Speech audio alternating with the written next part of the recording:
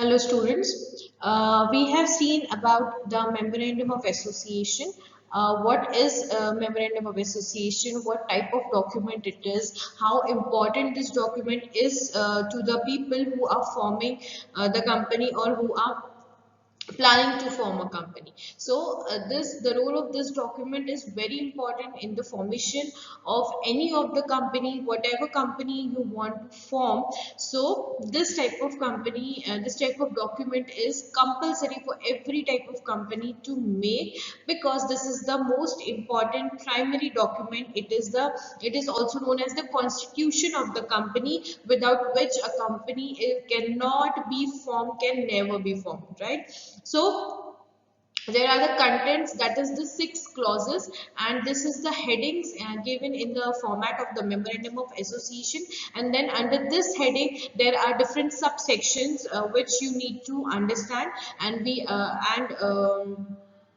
it will make the concept of Memorandum of Association very clear, right? So there are these clauses, and this clauses has to be mentioned or has to be written in that order only, right?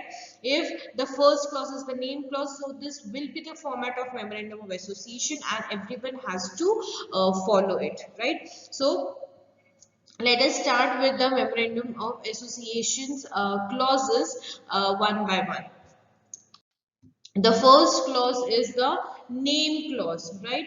Name clause means the clause in which the name of the company is mentioned, and also how to write the name of a company, how to select a name of a company, what will be the procedure of the formation of a company. So everything is written in this clause, right? So this clause mentions the name of the company, company का नाम ये clause mention करता है. Why is it important to keep the name of the company, right? When we are talking about a joint stock company, we know that a company is an artificial person, right? So when a company is an artificial person, we have to keep a name, we have to give the name to the company. Why? Because when we are talking about the joint stock company being an artificial person, and when we are forming the company, registering the company and incorporating the company, that is giving birth to the company, so that is why the name of the company should be done and it should be kept, because whenever we talk about making contracts with the third party, or whenever we are planning to expand our business, whenever we are planning to engage our trade practices with the third parties, with the multinational corporations, with the government, so in this case there should be the name of the firm through which the other companies will do business, right? So that is why this clause is very important, and that is why we need to keep the name of the company, right? Also, we cannot keep the old names of the joint stock company. The joint stock company's name can never be repeated. There will be some other differences in the name of two different joint stock companies. We cannot repeat the name. We cannot take the name of the other companies who are which companies are registered before us, right? So that is why a name should be given to the company. So as a company is a legal entity, right? It is a legal body distinct from its members. That means if the company has its own identity different from its members, so it has to have its own name to establish its separate identity, right? So that is why, to make the separate identity of the company apart from the members, the name of the company should be given, right? Also, when the company want to enter into any contracts, when the company want to engage in some legal practices, or if some other company, or if some other customer or anyone want to sue the company, or if our company wants to sue other party, or they want to file a case against other party, so in this situation the name of the members, the name of the directors are never used. Why? Because it is not their company, right? The name of the company will be used because everyone is working for the company, for the name of the company, and being an artificial person, the company will handle all the contracts and every dealings on its own name. Now the promoters choose a name for the company. Definitely the promoters are the one who help the company in the formation, so obviously they are the one who are going to choose the name of the company, and they are the one who will request to the registrar of company for the name of the company. The following points should be kept in mind when you are choosing the name of the company, right? The name should not be identical or resemble the name of an already existing company registered under this act or any other previous company law. किसी भी companies act के नाम से अगर आपके company के formation के पहले and with the formation of your company अगर कोई भी कंपनीज है जो उसी नाम से रजिस्टर करवा रही है जिस नाम से you have decided to keep your company's name, then you can not keep that name of your company. No other company can resemble their name, मतलब वो सेम नहीं होने चाहिए. कोई भी कंपनी के नाम आइडेंटिकल नहीं होने चाहिए. अगर कोई फर्म बहुत बड़ा है, बहुत अच्छा है, रेप्यूटेड है, आप उसके नाम पे अपना बिजनेस स्टार्ट नहीं कर सकते because already that name of the company is already a brand. It is already having its market position in the market. People know about that company, right? So you cannot use others efforts or others all the pains they have taken to create that name of the company. You cannot just smash that. You have to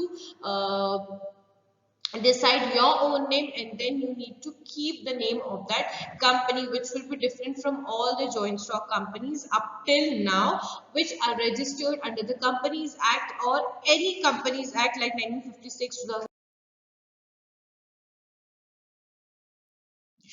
Also, the name should not contain any words which will constitute an offense under any law, right?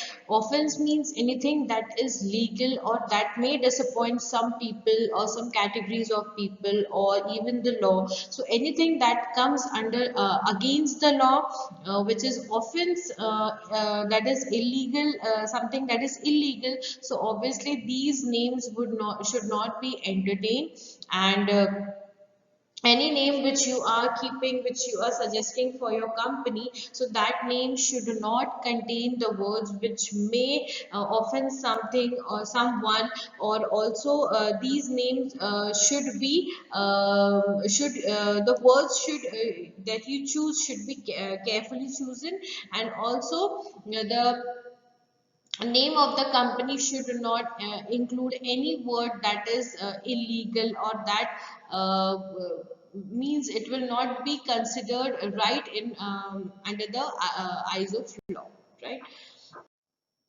The next is the name, or the words in the name shall not offend any section of people. If you are pointing out some section of people or minority or any category of people, so that also is an offense, and you cannot keep your name like that. And also the registrar will also reject your name if you are keeping like that. So the words should be chosen wisely, and whatever words you are using should not affect the morality of any religion, any caste, any section, any group of people.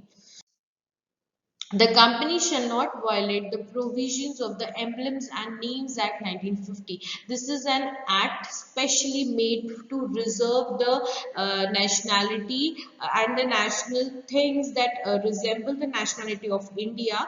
For example, the emblem, which is the pride of our country, the emblem, and also the names which can affect, which means, which denotes the nationality, right? And any of the things which comes in the category of nationality and also that directly denotes India, so that words you cannot use. Also in this act, it is mentioned that there no person is having right to use the national things or the national means things which represent India, for example, the national animals, the national birds, or the emblem, the flag. So these things you cannot use and you cannot register in your name, because these things are these things belongs to the government. Even the former ministers, former prime ministers, chief ministers, although they were a part of a government authority at a time, still they are not allowed to use this name in any form. Only the government authorities who are currently working and is working for the government and using these important names only for the government, only that is allowed. Otherwise you cannot use the things which denotes the nationality, right? So in this act there are some rules which are mentioned how to keep a name, and accordingly you have to keep the name in that particular format. The name shall not resemble any registered trademark, right? जो name है company का वो किसी भी already registered trademark का नहीं हो सकता. जैसे for example Reliance है, HUL है, Lakme है. So these all companies have already their registered name with the registered trademarks and the with the registered their logos and everything. So you cannot use that which already some company or some brand have already used in their name or in their logo. The name should not have any word that gives an impression that the company is connected with or has the support of central or state government or any local authority. आपके company के नाम में कोई भी ऐसा word नहीं होना चाहिए जो ये बताता है कि you are influenced or you or your company is influenced or is taking favors from the central government or central or state government, and also any local authority. किसी भी local authority का for example वहाँ के उस area के corporators होते हैं, then mayors होते हैं. So if you are also taking the favours from any local authority, so that is also not allowed. That means you are disrespecting these authorities, and this should not be mentioned in the name of your company.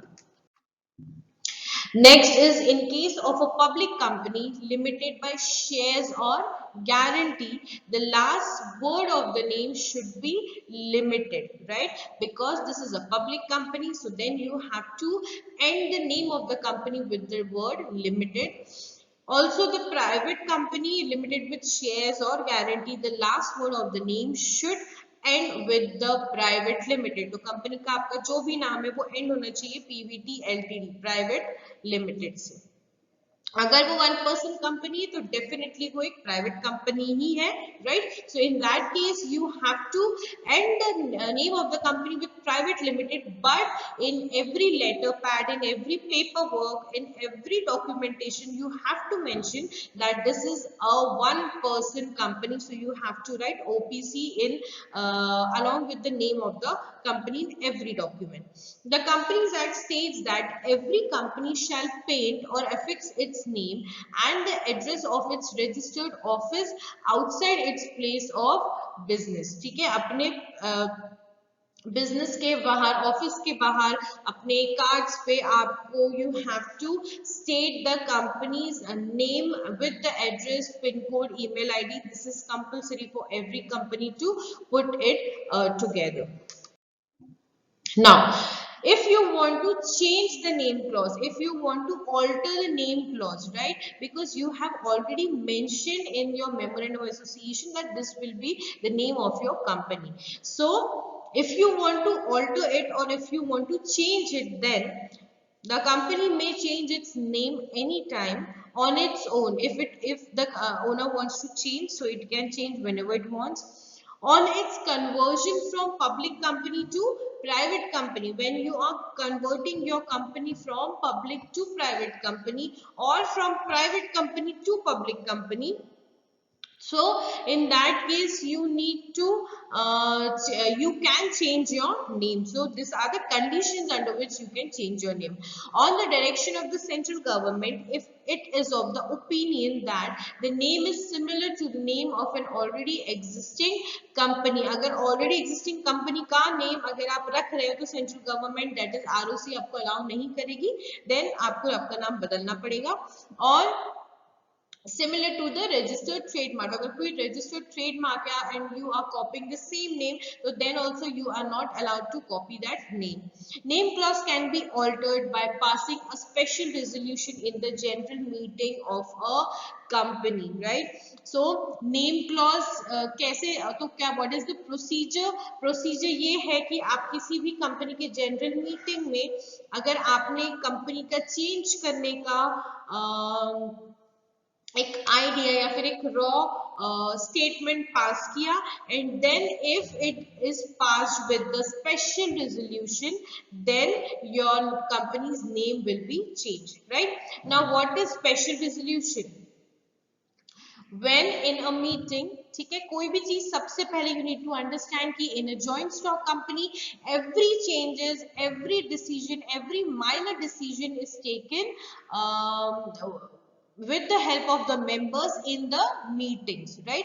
So in general meetings you have to keep whatever important things you want to discuss, and then on that the voting is done, and on the basis of voting you can decide whatever matter, whatever issue you want to decide, ठीक है? Now if 49% and 51% है ना, एक for के लिए 49% voting हुआ है and against के लिए 51% वोटिंग हुआ है. सो 51% वोटिंग है मतलब वो अगेंस्ट के लिए, मतलब वो चीज कंपनी में अब एक्सेप्ट नहीं होगी. This is the ordinary resolution. Resolution मतलब जो भी हम कंपनी में सबके सामने एक आइडिया रखते हैं, अगर वो जीत जाता है, अगर वो एक्सेप्ट हो जाता है सबसे, तो then it becomes a resolution, और फिर वो जो भी डिसाइड हुआ है वो कंपनी में हर किसी को फॉलो करना होता है. That is resolution, right? अब जो भी एक या दो वोट से जीतता है, that topic is known as ordinary resolution, ठीक है? ऑर्डिनरी रेजोल्यूशन ऑर्डिनरी या फिर रेगुलर वर्क्स के लिए होता है, जो रेगुलर काम डिस्कशन होता है, like the company expansion, investments, तो ये सब जो चीजें हैं, this is regular business of the company, ठीक है? इनके लिए ऑर्डिनरी रेजोल्यूशन से हम कुछ भी डिसाइड कर सकते हैं. लेकिन जब ऐसे इंपॉर्टेंट चीजों का डिसीजन लेना होता है तो स्पेशल रेजोल्यूशन होता है. स्पेशल रेजोल्यूशन मतलब कोई भी टॉपिक 75% और मोर से जीतना चाहिए, तब जाके वो कंपनी में एक्सेप्ट होता है. This is known as special resolution. So that is why the procedure for changing the clause, the name clause of the company is that the name clause can be altered by passing a special resolution in the general meeting of a company. Now, let us see the next clause. The next clause is the address clause, right, which is the registered office clause. The clause states that the name of the state in which the registered office of the company will be located. Every company must have its registered office within 30 days of its incorporation. ठीक है? तो clause क्या बोलता है? Company जब भी register होती है, जब भी कंपनी के पास इनकॉर्पोरेशन सर्टिफिकेट आ जाता है, उसके 30 डेज के अंदर, means with in 1 month, the company must have it's registered office and the address should be sent, or it should be told or informed to the registrar of company, so that in case any documentation the ROC wants to provide or the government wants to send to the company, so on that address the documents will can come by the post. A registered office is a must as Why is it important to keep a registered office for any company? ठीक है, the first is it establishes the location of a company, the domicile, company कहाँ पर situated है वो बताता है. Second, it is the address to which all the communication, notices, paperwork, file works, any approvals will be sent by the government, by the third parties, by the creditors, bank, insurance companies. किसी को भी अगर company से communicate करना है, so it will communicate in that registered office only. Third, it is also the place where all the statutory books, statutory मतलब legal books, legal registers होते हैं, कंपनी के डॉक्यूमेंटेशन होते हैं, पेपर वर्क होता है, फाइल वर्क होता है, बैंक के डॉक्यूमेंट्स होते हैं, इंश्योरेंस कंपनीज के डॉक्यूमेंट्स होते हैं, शेयर सर्टिफिकेट, सेबी के अप्रूवल्स होते हैं. तो ये सारी चीजें, सारे रिकॉर्ड्स, सारे documents of the company will be kept. So in registered office जहां से कंपनी का मेन ऑफिशियल वर्क हैंडल होता है, एडमिनिस्ट्रेटिव वर्क हैंडल होता है, वहां all the important documents of the company are kept. And the last is the address clause also indicates the jurisdiction of the court where cases can be filed by the company against the others. कहाँ से company काम कर रही है और कहाँ से company court को मींस एक प्लेस दे रही है कि कौन से जगह से कंपनी अपना सारा वर्क हैंडल करती है. एंड अगर कंपनी को किसी थर्ड पार्टी के अगेंस्ट केस करना है तो वो उसी रजिस्टर्ड एड्रेस से करेगी. Without your registered address, without your name of the company, वो हम डायरेक्टली ऐसे रैंडमली नहीं कर सकते, राइट. अगर फॉर एग्जांपल मेरी कंपनी है, उसको किसी थर्ड पार्टी को सू करना है, सो इन दैट सिचुएशन हम सिर्फ कंपनी का नाम लिख के फाइल अप केस नहीं कर सकते, राइट, क्योंकि वो कोई ह्यूमन नहीं है जिसको हम कैच कर सके या जिसका सब कुछ डिटेल्स निकाल सके, राइट. एक कंपनी की आइडेंटिटी कैसे होती है? उसके इनकॉर्पोरेशन सर्टिफिकेट से और उसके रजिस्टर्ड एड्रेस से कि वो ऑफिस एक्चुअली कहाँ सिचुएटेड है और कहाँ से वो ऑफिस काम करता है. सो that is why it is important कि अगर हम किसी भी कोर्ट केसेस में इन्वॉल्व रहे, किसी भी हमें कोई भी लीगल एक्टिविटीज करना है, so we should have a perfect registered location and from there the company can work.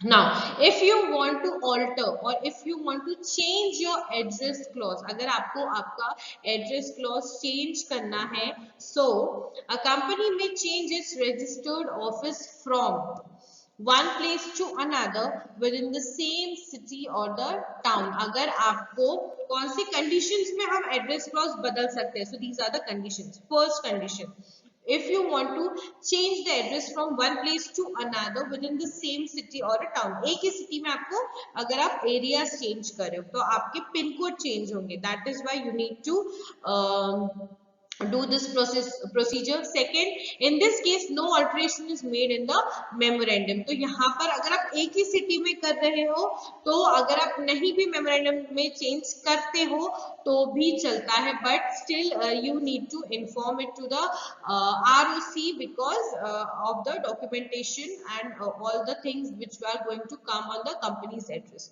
Second, one town or city to another town or city within the same state. अगर same state में ही आप change कर रहे हो, then you need to alter this address clause.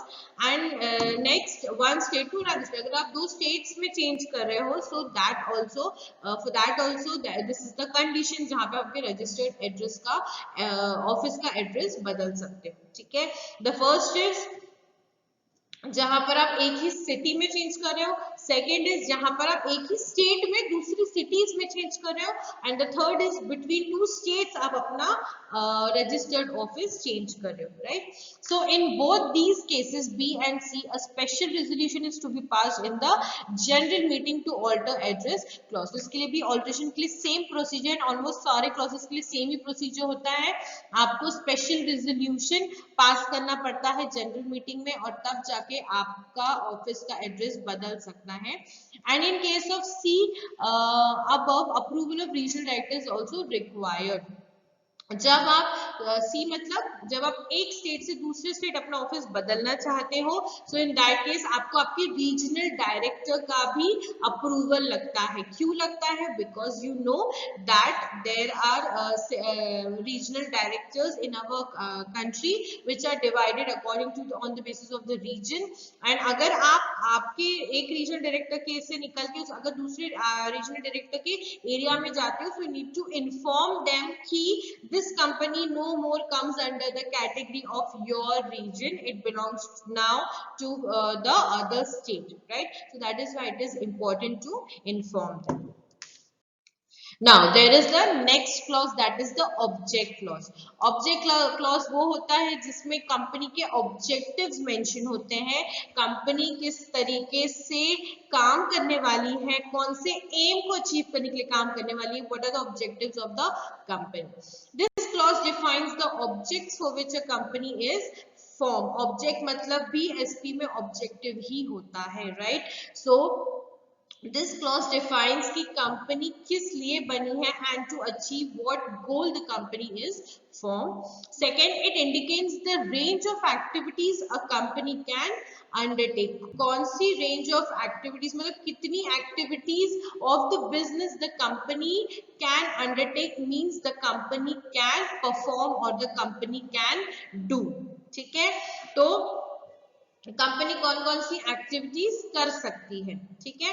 अब जब हम company की एक्टिविटीज की बात करते हैं तो कंपनी का जो एम है उससे रिलेटेड ही कंपनी एक्टिविटीज कर सकती है। For example, if the aim of the company और the motive of the company is to manufacture the shoes, तो शूज से रिलेटेड जितना भी रॉ मटेरियल है, जितने भी ट्रांजैक्शन है, जितने भी बिजनेसेस है, सिर्फ उतना ही कर सकती है वो, उसको छोड़कर, उसको लीव करके बाकी की एक्टिविटीज वो परफॉर्म नहीं कर सकती, राइट। जैसे if in the memorandum of association it is mentioned that the aim of the company is the manufacturing of shoes, but the company has expanded itself to the cloth manufacturing and bags manufacturing, so this cannot be accepted. First you need to change it in your memorandum and then only you can expand your business, ठीक है। This clause shares in detail the main objects for which the company is to be incorporated and also describe any other activities it may undertake if necessary in achieving its main objects.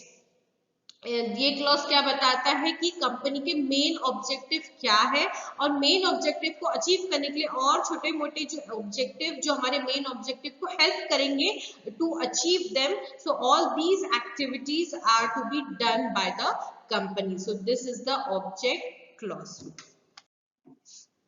The objects of the company must not be illegal. Company के aim illegal नहीं होने चाहिए, immoral नहीं होना चाहिए, anything that is affecting the society, against the public policy और in the contravention मतलब against जाना of the companies act or any laws, किसी भी law को break करके किसी भी illegal चीज को आप support कर रहे हो, किसी अभी immoral जो लोगों के लिए सही नहीं है, it is not good for the public and the society, so that things should not be your objective of your company.